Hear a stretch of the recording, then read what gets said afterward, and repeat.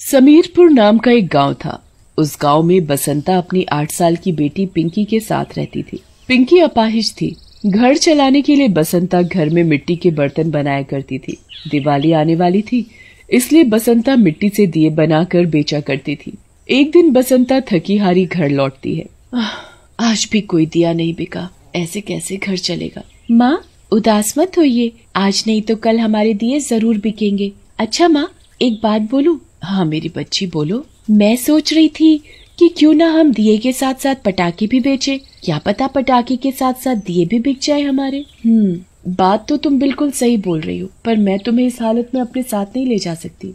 माँ मैं घर में बैठी बैठी बोर हो जाती हूँ, आपके साथ जाऊंगी तो मुझे अच्छा लगेगा।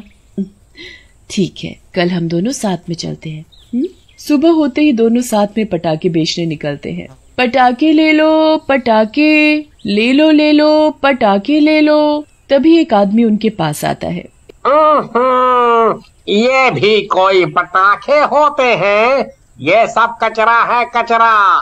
इन्हें तो किसी कचरे में जाकर फेंक दो। ऐसे पटाखे जलाने से कहीं हमारे बच्चों को कुछ नुकसान पहुंचा तो नहीं, मुझे नहीं चाहिए। फिर वो आदमी वहाँ से चला जाता है। फिर दोनों एक कपड़े की दुकान पर जाते हैं। बाबूजी पटाखे ले लीजिए अपने बच्चों के लिए। हुड़ी बाबा, चल निकल यहाँ से।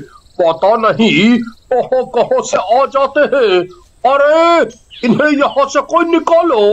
हुड़ी दादा। दुकानदार दोनों को धक्का देकर दुकान से बाहर निकाल देता है। बसंता नीचे गिर जाती है और उसके टोकरे में रखे सारे दिए टूट जाते हैं। माँ उठो, आपको कोई चोट तो नहीं आई ना? चलो माँ घर चलते हैं। जैसे तैसे दोनों घर पहुँचते हैं। माँ तुम आराम करो, मैं तुम्हारे लिए दवा का इंतजाम करती हूँ। बसंता को बीमार देख पिंकी परेशान हो जाती है। ऊपर से उसके पास इतने पैसे भी नहीं होते कि माँ के लिए दवा ला सके। पिंकी उदास मन लिए गांव के पास बनी नदी के पास जाती है और वहाँ बैठकर पिंकी रोने लगती है। पर पिंकी को नहीं पता होता कि जिस नदी के पास वो बैठी है, उस नदी के पास एक चुड़ैल भी रहती है। पिंकी को रोता हुआ देखकर चुड़ैल उसके पास आ जाती है। क्या हुआ बेटी, क्यों रो रही हो? चुड़ैल, मुझे मत मारो, मुझे जाने दो, मुझे अपनी माँ के पास जाना है। घबराओ मत बेटी, मैं तुम्हें कुछ नहीं करूंगी। अगर मुझे तुमको खाना ही होता तो तुम्हें बिना बताए ही मैं तुम्हें खा जाती। अब बताओ तुम इतनी दुखी क्यों हो?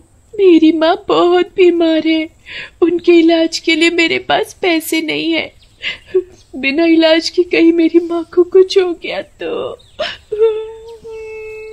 नहीं, उन्हें कुछ नहीं होगा। अरे और ऐसा नहीं सोचते। मेरी माँ मिट्टी के दिए और पटाखे बेचकर घर चलाती थी। अच्छा, अगर तुम्हारी ये समस्या हल हो जाए तो तुम्हारी माँ की जगह मैं पटाखे बेचने जाऊंगी और तुम घर पर बैठकर अपनी माँ की देखभाल करना। सच में? पर तुम्हारा ये रूप देखकर कोई भी तुमसे पटाखे नहीं खरीदेगा। तभी चुड़ैल एक औरत के रूप में बदल जाती है। अब मुझे कोई नहीं पहचानेगा। बेटी अब तुम घर जाओ। फिर क्या था, पिंकी हंसी खुशी घर चली जाती है और चुड़ैल सिर पर टोकरा रखकर गांव में पटाखे बेचने जाती है। पटाखे ले लो, दिए ले लो। तभी चुड़ैल के पास एक बच्चा आता है। पटाखे वाली आंटी, क्या आप मुझे पटाखे दोगी? हाँ बच्चे, बताओ कौन सा पटाखा दूं? ये रॉकेट चाहिए तुम्हें? हाँ, ये बहुत अच्छा है। हुई। तभी बच्चे का पापा विक्रम वहाँ आ जाता है और चुड़ैल को डांटने लगता है। कहीं तुम्हारा दिमाग तो खराब नहीं हो गया? बच्चे ने पटाखा मांगा तो तुमने फट से उसके हाथ में रॉकेट पकड़ा दिया। तुम्हारे पटाखे घटिया होते हैं, इन्हें हमारे गांव में मत बेचो। नहीं, ये पटाखे तो बहुत अच्छे जलते हैं। आप एक बार इन्हें जलाकर तो देखो। एक बार बोल दिया, समझ नहीं आती क्या? अपना टोकरा उठा और चलती बन यहाँ से। फिर क्या था, चुड़ैल को बहुत तेज गुस्सा आता है और वो तभी अपने चुड़ैल रूप में आ जाती है और मुरली की पीठ में एक रॉकेट बांध देती है। अरे तुम तो कोई चुड़ैल हो, मुझे छोड़ दो, जाने दो मुझे। जब ये रॉकेट चलेगा ना, तब पता चलेगा तुझे कि ये कितना बुरा है। फिर क्या था, चुड़ैल रॉकेट में आग लगाती है आग लगते ही मुरली दूर जाकर गिरता है। ऐसे ही चुड़ैल फिर आगे बढ़ती है, पर पूरे दिन गांव भर में घूमने के बाद भी उसका ना तो दिया बिकता है और ना ही पटाखा। अगर आज एक भी पटाखा नहीं बिका तो पिंकी की माँ का इलाज कैसे होगा? चुड़ैल सोच में पड़ जाती है, क्यों ना मैं बाजार में जाकर बेचूं इन्हें। चुड़ैल बाजार में जाती है। तभी चुड़ैल को वहाँ एक बच्चा अपनी माँ से दुकान में रखे पटाखे लेने की जिद करता दिखाई देता है। बहन, बच्चा बहुत रो रहा है, तो मुझसे ये पटाखे खरीद लो, मैं बहुत गरीब हूँ। औरत को उस पर तरस आता है तो वो अपने बच्चे के लिए कुछ पटाखे खरीद लेती है। कुछ पैसे हाथ आते ही चुड़ैल पिंकी को वो पैसे दे देती है। तुम बहुत अच्छी हो, तुम्हारी वजह से मेरी माँ अब ठीक हो जाएगी। चुड़ैल फिर से जंगल जाती है और चुपचाप ढेर सारे पटाखे बनाती है। अगले दिन सभी पटाखों को टोकरे में भरकर जगह जगह बेचती है।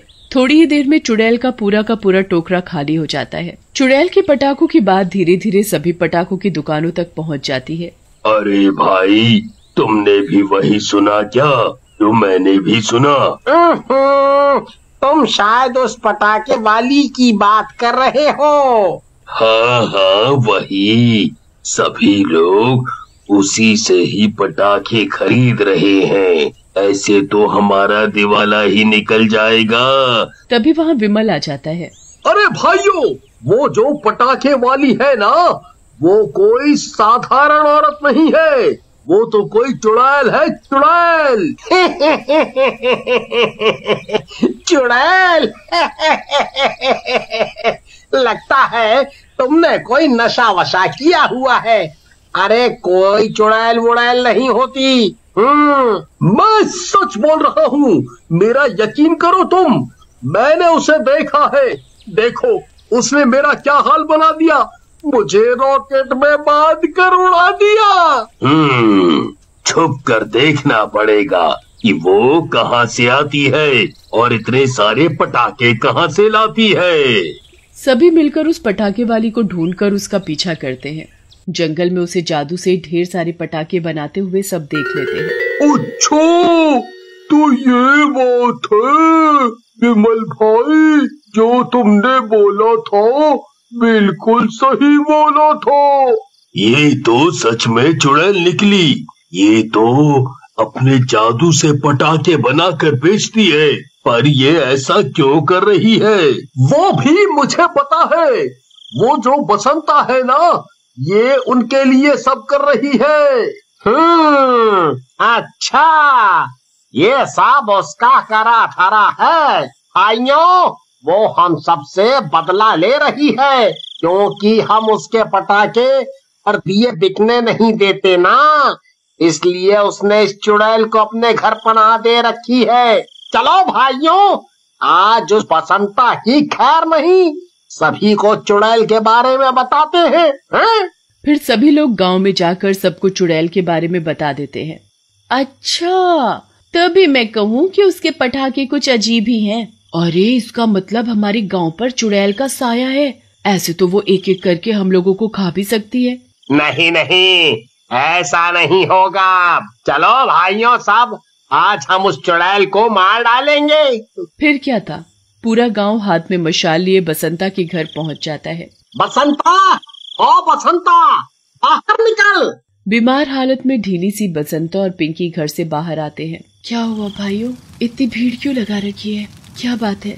अरे, इन्हें उस चुड़ैल के बारे में सब पता चल गया। उस चुड़ैल को आज हम मार डालेंगे। भाइयों, ऐसा करते हैं, इस घर में ही आग लगा देते हैं। चुड़ैल खुद ब खुद जलकर मर जाएगी। नहीं नहीं, मेरा घर मत जलाओ, वो चुड़ैल तो बहुत अच्छी है। तभी वहाँ चुड़ैल भी आ जाती है। ये वही चुड़ैल है, मारो उसे। रुको, अगर किसी ने भी इन्हें या इनके घर को नुकसान पहुंचाया तो मैं जरूर तुम्हें खा जाऊंगी। और मैंने कभी भी किसी को कोई नुकसान नहीं पहुंचाया, मैंने सिर्फ इन दोनों की मदद की है। तुम इनकी मदद करके हमारा नुकसान क्यों कर रही हो? अच्छा, अपने नुकसान की पड़ी है। तुम सबको इन लाचार बेबस पर तरस नहीं आता क्या? अगर तुम लोग कुछ गरीब लोगों से दिए और पटाखे खरीद लो तो उनके घर में 4 पैसे आएंगे और वो भी तुम सब की तरह अपनी दिवाली मना सकते हैं। इन गरीब लोगों को तुम सब धुतकार कर भगा देते हो। तुमने बिल्कुल सही कहा। इस दिवाली पर हम सभी बसंता के बनाए हुए दिए ही जलाएंगे, फिर दिवाली आती है और पूरा गांव बसंता के बनाए दियों से जगमगा रहा होता है।